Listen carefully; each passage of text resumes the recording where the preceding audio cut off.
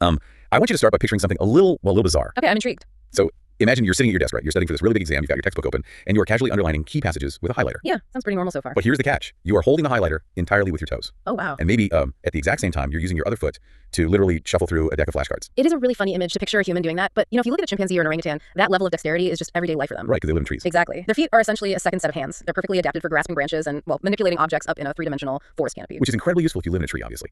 But human evolution took us down a completely different path. And that contrast is really the heart of our deep dive today. Yeah, we made a major evolutionary trade-off. We did. Welcome to this deep dive, by the way. Our mission today is to really unpack the sheer architectural marvel of the human ankle and foot, because we traded in that amazing grasping flexibility for something else entirely. We refined our feet into these highly specialized weight-bearing platforms, just so we could walk upright on two legs. Right, and I've been looking through this massive stack of medical and anatomical sources, diagrams, textbooks, the works. And the goal here is to understand how this specific collection of individual bones, layered muscles, and tension cables acts as this ultimate shock absorber. Because the impact of walking is actually pretty brutal on the body. It really is. And it has to absorb that shock while also instantly transforming into a rigid lever to just propel you forward. To really appreciate the engineering of this biological machine, we kind of have to start with the raw materials. I mean, the human foot is incredibly dense, structurally speaking. Yeah, the sources say it has, what, 26 bones? Exactly, 26 distinct bones. And anatomists divide these into three main functional sections. So you have 7 tarsal bones, which make up the really robust back and midfoot. Okay, the tarsals. Right. Then you have 5 metatarsal bones, which form the longer rays of the forefoot. And finally, you have 14 phalanges, which are the smaller bones that actually make up the toes themselves. Okay, let's unpack this, because if we want to understand how this platform actually works for you in the real world, just walking through the bones like a grocery list isn't going to help. No, it just becomes a blur of Latin names. Exactly. We have to look at the physics. We need to start at the very foundation, right at the top where the lower leg literally crashes into the foot. And that is the crucial junction. That's where you'll find the upper ankle joint, which is technically called the talocrural joint. Talocrural, right? Yeah, and it's formed by the inferior surfaces of your 2 lower leg bones. So that's the tibia and the fibula.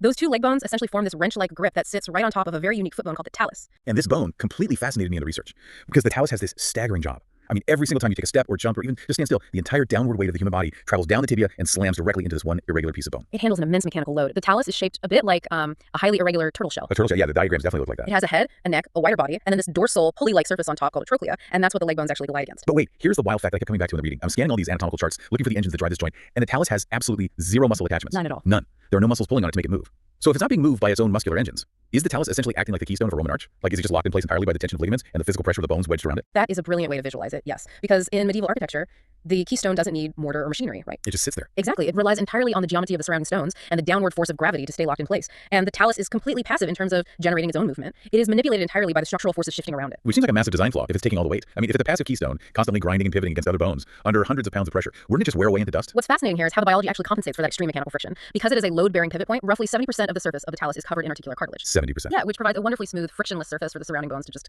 glide against. So it's essentially coated in a biological Teflon.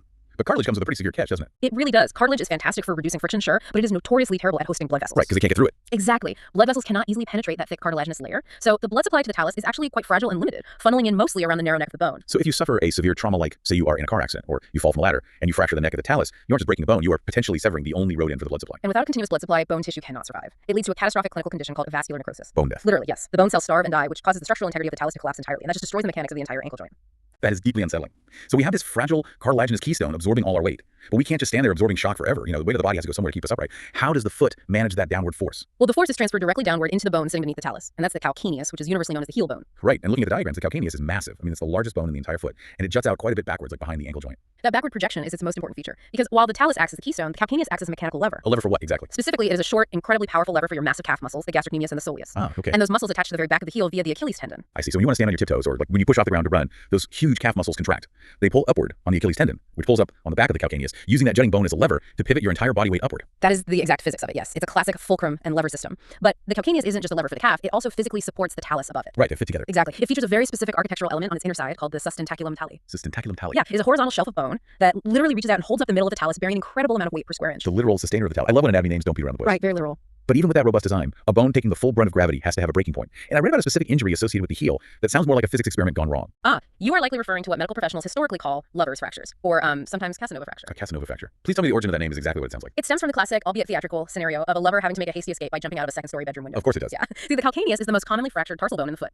When a human falls from a height and lands perfectly flat on their feet with their legs locked and straight, they experience extreme high-impact axial loading. Meaning all that kinetic energy gravity pulling your entire body weight down at high speed, hits the ground, has nowhere to go, and shoots straight up through the heel. The calcaneus takes the absolute brunt of that impact. The force drives the talus downward like a wedge, shattering the calcaneus beneath it. But the really crucial physics lesson here is that the energy wave doesn't just stop at the heel. Because if your legs are locked, they act like solid steel columns transferring that shockwave upward. Exactly the problem. That immense kinetic energy travels straight up the rigid bones of the legs, through the pelvis, and directly into the vertebral column. Wow. So if a patient is wheeled into the emergency room with a lover's fracture in both heels, standard medical protocol dictates that doctors must immediately scan the patient's spine because the force often causes secondary compression fractures in the lower back. That paints an incredibly vivid picture of how connected the whole skeletal system is. But the heel takes a beating even without dramatic window escapes, right? It's also the anchor point for the plantar fascia, which is famous for causing plantar fasciitis. It is. The plantar fascia is a thick, fibrous band of connective tissue on the bottom of the foot, inserting right onto the bottom of the heel. Most people only know it for the sharp, agonizing heel pain it causes when it gets inflamed. Oh, yeah, that's brutal. But mechanically, it is a marvel. It isn't just a static wrapper holding the foot together. It acts as a biological spring. Okay, so we've established how the massive force of a footstep hits the heel and how the Achilles tendon leverages it. But if you want to actually take a step forward, that kinetic energy can't just stay trapped in the back of the foot. It has to roll forward. So how does the foot transfer that force smoothly toward the toes without snapping the bones in the middle? That requires navigating the midfoot. As the weight rolls forward from the talus and calcaneus, it enters the arch of the foot. The primary guardian of the inner arch, so the medial side of your foot, is a bone called the navicular. The boat sheep bone sitting right in front of the talus. Yep, it is absolutely vital for maintaining the medial longitudinal arch. Think of it as the central bridge transferring weight from the ankle to the front of the foot. Now, I was looking at a chart on bone development in the sources, and it described the process where soft cartilage in children slowly hardens into solid adult bone. Apparently, sometimes that process just leaves a stray piece behind. Right, endochondral ossification. Yeah. The note said a certain percentage of people are just walking around with an entirely extra bone near this arch. How does that even happen? Well, it comes down to centers of ossification. During human development, bones don't just appear fully formed. They grow outward from specific centers where cartilage begins calcifying into bone. Okay, makes sense. Sometimes a secondary center develops near the navicular, but fails to fuse with the main bone body like it's supposed to.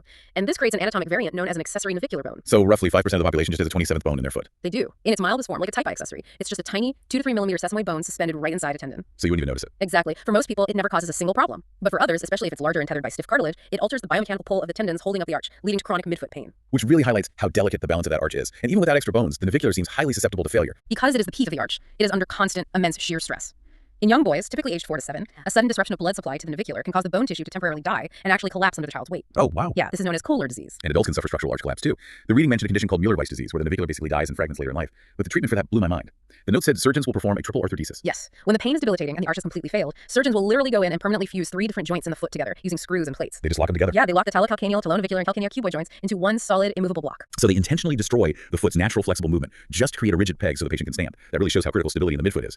But that's the inside arch. If we slide over to the lateral side, like the outer edge of the foot, we meet the cuboid bone. The cuboid sits in front of the calcaneus, leading out to your 2 smallest toes. Yeah. And structurally, it is really fascinating. This is the part that totally shattered my understanding of anatomy. I mean, I always thought of the skeleton as just static sticks and blocks, but the bottom of the cuboid bone features a deep physical groove. Right. And according to the sources, this groove exists solely to act as a literal pulley wheel for a muscle tendon. Like, wait, the foot contains built-in simple machines to redirect force. It is brilliant engineering. If we connect this to the bigger picture of how muscles operate, you have to remember a muscle can only pull in a straight line. But sometimes you need force delivered at an angle. The peroneus longus is a muscle that runs all the way down the outside of your calf. If it just attached to the outside of your foot, it would only lift the outer edge. But that's not what it does. Far from it. Its tendon that travels down behind your outer ankle bone, runs along the side of the foot, hits that deep groove under the cuboid, and takes a sharp 90-degree turn underneath the sole of your foot, pulling all the way across to attach on the inside arch near the big toe. So the cuboid bone basically acts as a biological pulley, allowing a muscle on the outside of your leg to pull diagonally across the bottom of your foot. Creating a stirrup that stabilizes the whole system. It's a precision redirection of mechanical force. But mechanical systems are prone to mechanical failures. Athletes often suffer from a frustrating condition known as cuboid syndrome. Oh, yes. What actually happens there? How does a biological pulley fail? Does the tendon just snap? The tendon is usually fine, actually, but the pulley wheel itself jams. The cuboid bone can become subluxed, meaning it partially dislocates or kind of drops slightly out of alignment. Ouch. Yeah, when the physical groove is misaligned, the tendon can't glide smoothly, so the whole stirrup system malfunctions, causing severe pain on the outside of the foot. I imagine this gets misdiagnosed constantly, right? Like a patient comes in limping with outside foot pain.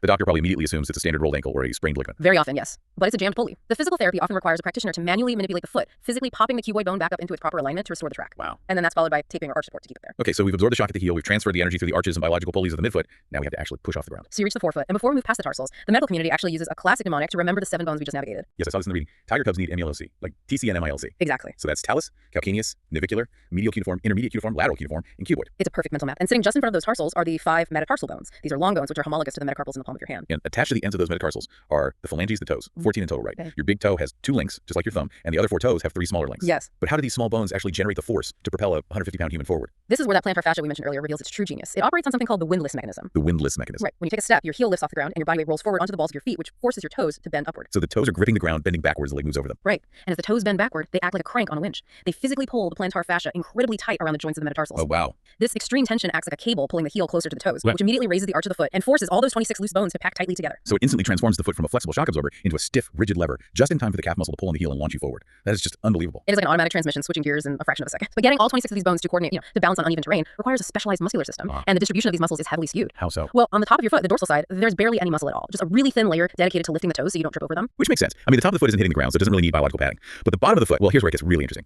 I was looking at cross-section diagrams of the sole of the foot, and it is built like a biological lasagna. A lasagna? I like that. It's not just one thick chunk of meat. It is composed of 4 distinct, thick layers of muscles and tough connective tissue called fascia, just stacked on top of each other. Yeah, those dense layers are organized into distinct compartments, lateral for the small toes, medial for the big toe, and central. And they are packed with specialized muscles working as biological motors. But how do those layers actually function in real time? If they're stacked like lasagna, how do they move without just tearing each other apart? That is the beauty of the fascia separating them. The fascia provides a slick boundary so the muscle layers can glide independently. Imagine you are hiking down a steep, rocky, root-covered trail. Sounds like a nightmare for your ankles. Exactly. When your foot lands on an uneven, jagged rock, you want the foot to be soft. those layers of muscle remain relatively relaxed, allowing the foot to deform and kind of drape over the rock, absorbing the weird angles. Right. The subtalar joint pivots, allowing the foot to roll inward or outward without snapping your leg bones. But then, a split second later, you have to push off that rock to take the next step. Yeah. If your foot is soft and draped over it, you'd have zero power. Which is why, in microseconds, that biological lasagna fires. The deep layers of muscle contract, pulling tension across the arch. The windlass mechanism engages as your toes bend. And it all tightens up. Yes. All those sliding layers suddenly lock against each other, stiffening the entire structure into a solid board. You push off with maximum force, and the second you are airborne, the muscles relax, ready to become a soft shock absorber for the next landing. So what does this all mean for you listening? To summarize, the foot is not just some block of meat and bone jammed to the bottom of your leg.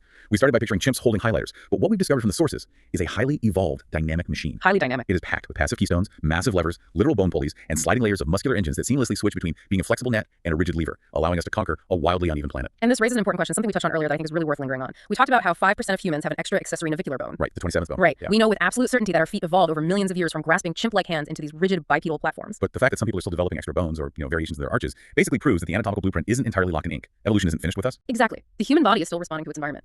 Just think about how differently you use your feet today compared to our ancient ancestors who were running barefoot across the savannah to hunt or escape predators. Oh, completely different. Our feet are now perpetually encased in supportive cushioned shoes. We spend our entire lives walking on perfectly flat, predictable, paved surfaces. We just don't need the same extreme dynamic shock absorption our ancestors did. So what might the human foot look like 100,000 years from now? Will those extra accessory bones become a standard, universal part of the human skeleton just to further reinforce a rigid arch? Or, considering we never use our toes to grasp branches anymore and the shoe does the work of protecting our forefoot, will we eventually lose some of our smaller toes entirely? Will the foot become just a simpler, more fused, singular lever? It's a totally fascinating thought experiment. The machinery we rely on every day is still actively adapting. It's definitely something for you to ponder the next time you take a walk or, try to study using flashcards with your toes.